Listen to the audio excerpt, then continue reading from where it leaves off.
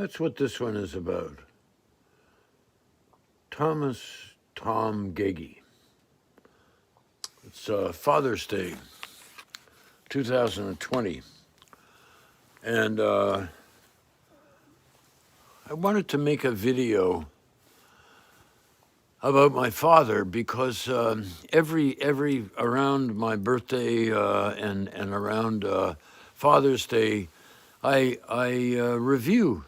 I think about my father and my mother, and I've noticed that since he died 1988, my relationship with him has been getting steadily better.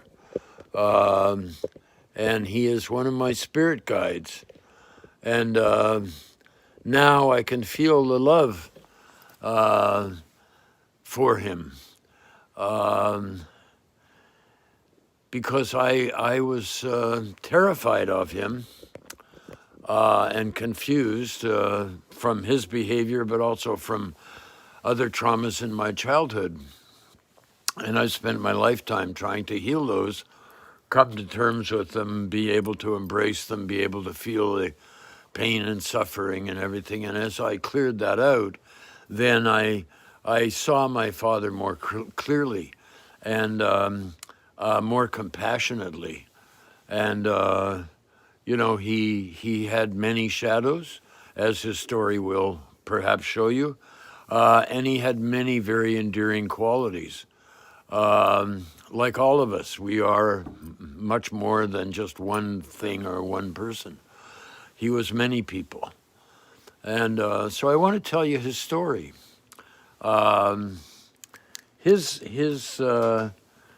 His story started in Scotland. His father was a very intelligent guy, but very driven and very traumatized. And his father was a very wealthy, born into a very wealthy family compared to many other people. And my grandfather, rejected his social class, his economic class, and became a stonemason. And he was an idealist and wanted a better world. And he married my grandmother when she was 3 months pregnant. And my grandmother had her parents die, or her mother die when she was very young, which is very traumatic. And her father remarried and had 2 sons. And then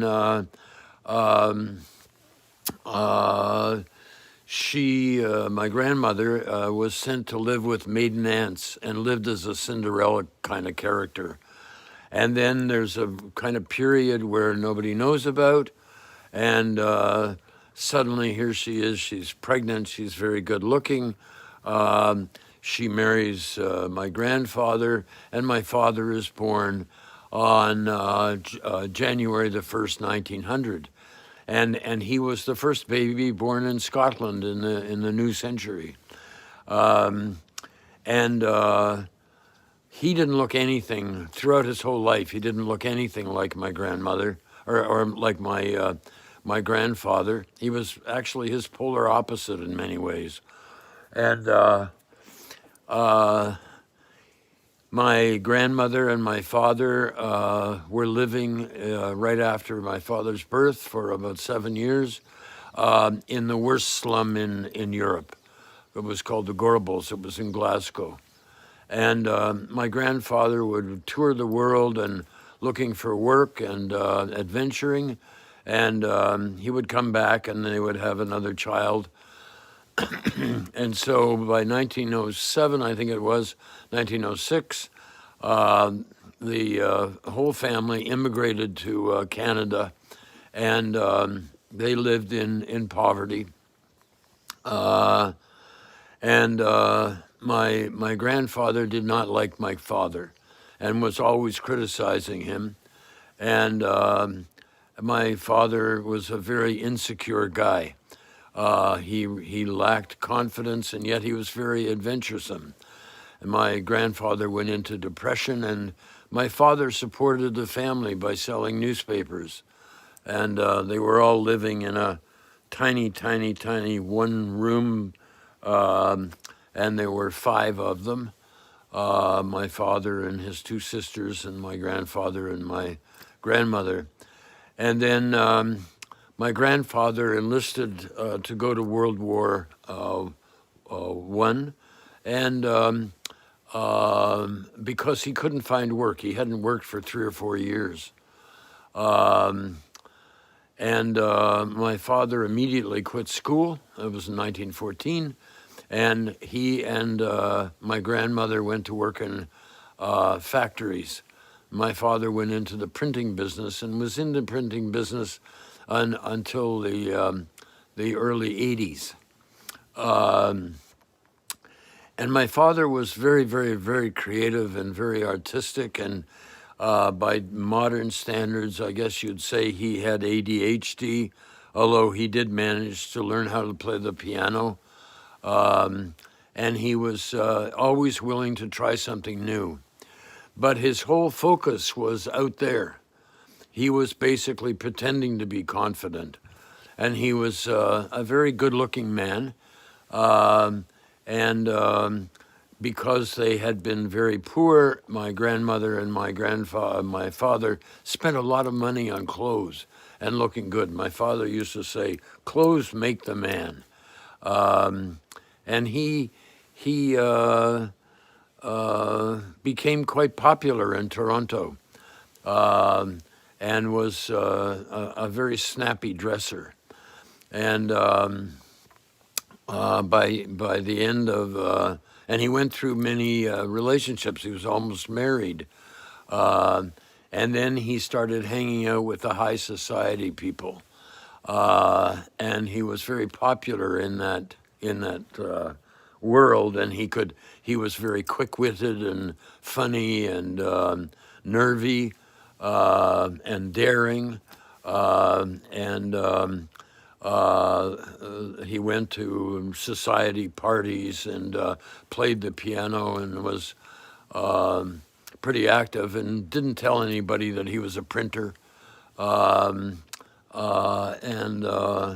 He was kind of ashamed of his roots, and he was very troubled by his relationship with his father.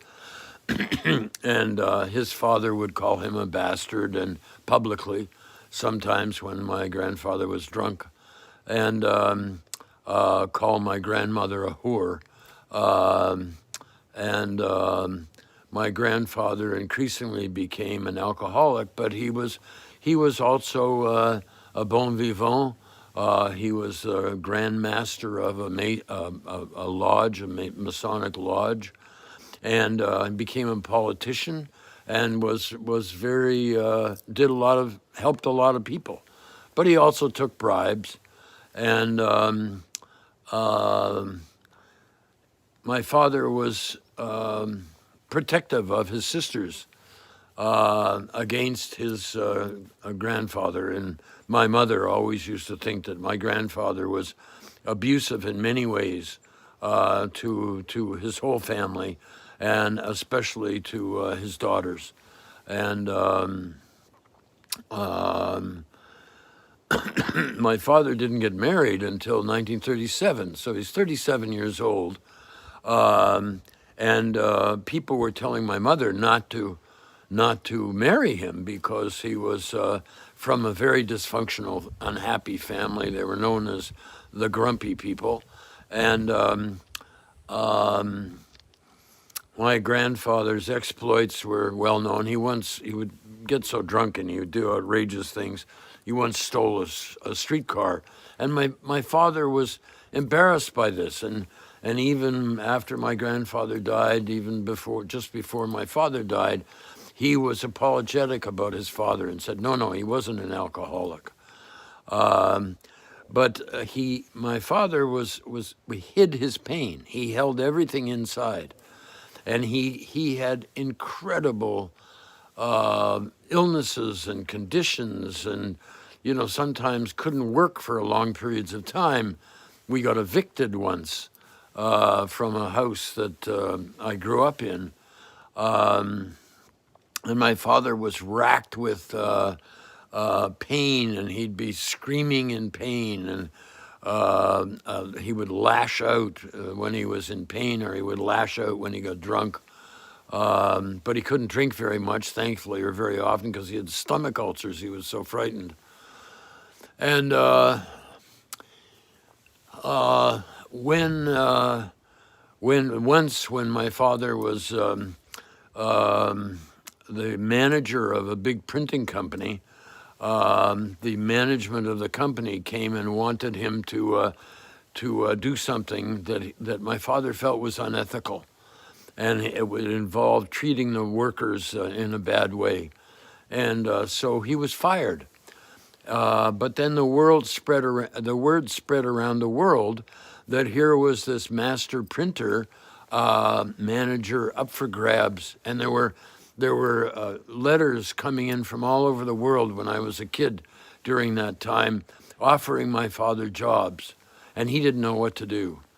And so the management of the company that he had worked for came and scared him into taking a special position so that the company wouldn't be embarrassed.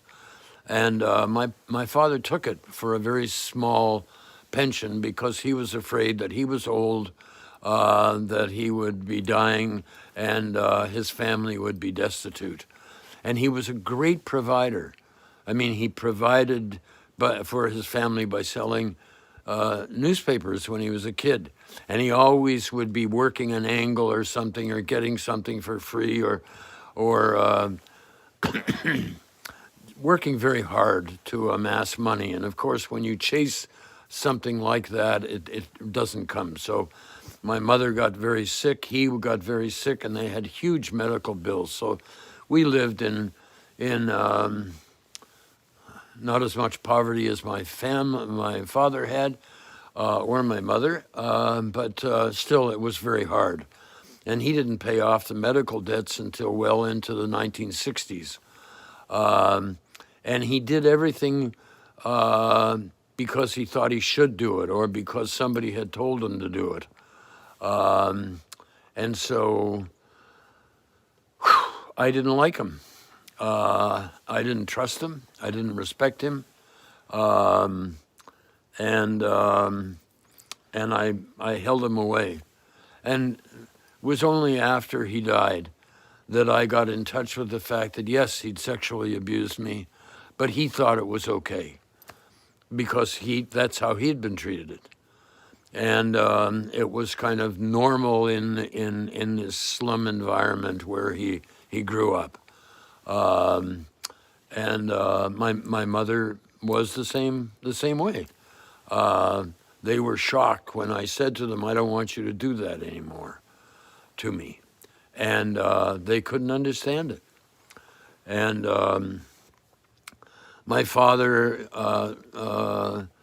had been beaten himself as a child, and so he thought it was okay. He thought that's what good fathers did, you see, and that's not what good fathers do, but that's just like that Stockholm Syndrome, you know. If somebody does bad things to you, you start thinking that it's your fault and not that they're crazy. And you go along with it and you like it. And my father was afraid of dying. He was terrified of dying.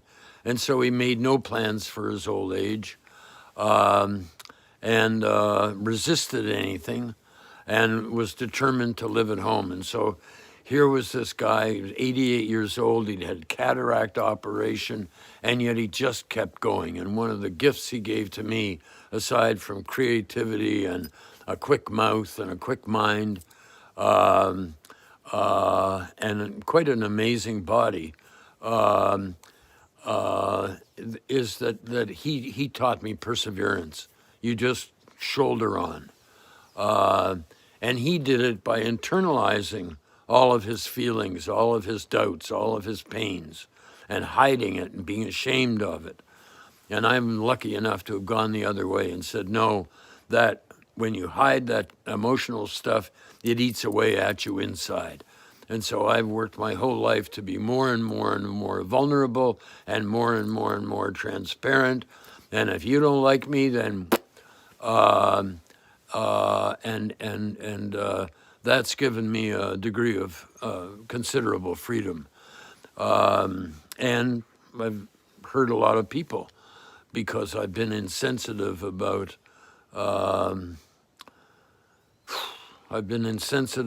my own pain, and that causes me to be insensitive about the pain that I gave to other people, as was true for him. So I'm really sad that I didn't have the presence and skills, interpersonal skills, spiritual skills, intellectual skills that I have now. Because if I had, then I think I would have had a really great time with my dad. He would go out of his way to do stuff. He loved me so much. He was 74 when he actually said it. And I didn't think he did because he did all these crappy things, but he did them because he was afraid. He was afraid I wouldn't be okay. And he wanted to kind of try to keep me safe and behave and follow the status quo, follow the rules, and look good. And of course, I rebelled and didn't care how I looked. And he had a wicked sense of humor, and I can remember arguing with him, screaming at him, and he's screaming at me, and then he would crack a joke in the middle of these things. And I think he helped me have a sense of humor. And I just wish that my father had had the resources that I've had. And I think that in many ways, I was a worse father than my father. I didn't provide for my family. I didn't. I was too self-centered. And only aware of my own, trying to avoid my own suffering. So my son suffered. But my son has turned out to be a grandfather, like a good father. He's not a grandfather yet. And I'm just amazed at what a great father my son is. And my son has the best qualities of my father, and I think some of the best qualities of me, although he's developed his own best qualities, and that's what I think good fatherhood is all about, is that we treat our children and our grandchildren like flowers. You don't know which way they're going to grow or what they're going to be like, and you don't mold them. You might say, well, if you go over here, you'll get more sunlight, but it's up to you. And that didn't mean that I completely didn't intervene at times in my son's growth and development, and sometimes it was good and sometimes that intervention was bad. My father kind of gave up on me when I started drinking, and at a very young age. And he just didn't know what to do when I would be having problems. And in retrospect, I can see that he was aware of it, but he was never able to sit down and say, hey, kid, you look pretty unhappy. Like, this drinking stuff must be make you feel good or you wouldn't keep doing it. But please teach me how your drinking makes you feel good. And eventually I quit drinking and then I'm able to, socially have a little bit, but it's nothing like it was when I was a kid, a teenager, an adult. So my tribute is my thank you very much, Tom Geggie, for being my father. You are a major resource to me now. I take great joy in all of the things that you did that were really outstanding, and that you you created a life for me and for my mom and for yourself against all odds in many ways. And you showed me how to be adventuresome and curious and funny, and to keep on, and to be really creative. This guy was a problem solver, and he was very interested in his mind, and using his mind in very strange ways. And so he taught himself things like hypnosis. And if he had a problem, like at work, he would go to sleep, and he would program his consciousness to come up with solutions by the next morning. And that's something I'm very grateful to him for. And he also loved people, and he would go out of his way to help people. And he became a Grand Master of a lodge, and was very active during the Depression and helping people. And he was very kind to the, well, I don't know if this is true, but a lot of people said that he was very kind to the people around him, and especially to the people who were working for him. He was very considerate, and yet very firm, and very loyal to the company. So Thomas Geggie, thanks for being my dad, and thanks for being in my life. And to all of you, I hope you make a video or something about your dad. And maybe, I used to think, gee, I wish my dad had been like this, and I wish my dad had been like that, and I wish my dad had been like Mr. Doyle, my friend Mike Doyle's father, or this father or that father. But now I'm really happy. My dad was my dad. He did the best he could, and it was pretty terrific. I had very few days where I didn't have food, and I always had a home to go to, which my son has not always been able to do. I think I lived in 3 places from the time I was born till when I left home, and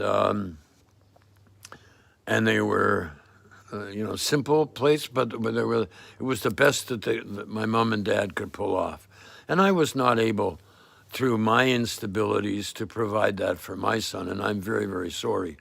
However, my son has rectified that, and my son and his wife have rectified that. And they have given their children a lot of stability. And kids need that. But I wouldn't be who I am if I hadn't had this instability and the consequences of that, and then learning to resolve it. And so now I've been living in the same place for 20 years with my sweetheart. And I finally learned to have relationships, because I didn't know how to have relationships. My childhood was too confusing for that to happen. So thank you for watching, and happy Father's Day to all the fathers. And we've all been fathers. I don't know if you believe in incarnation, but there's a lot to learn, and there's a lot being discovered about all those things if you want to learn them. So thanks a lot for watching. Bye.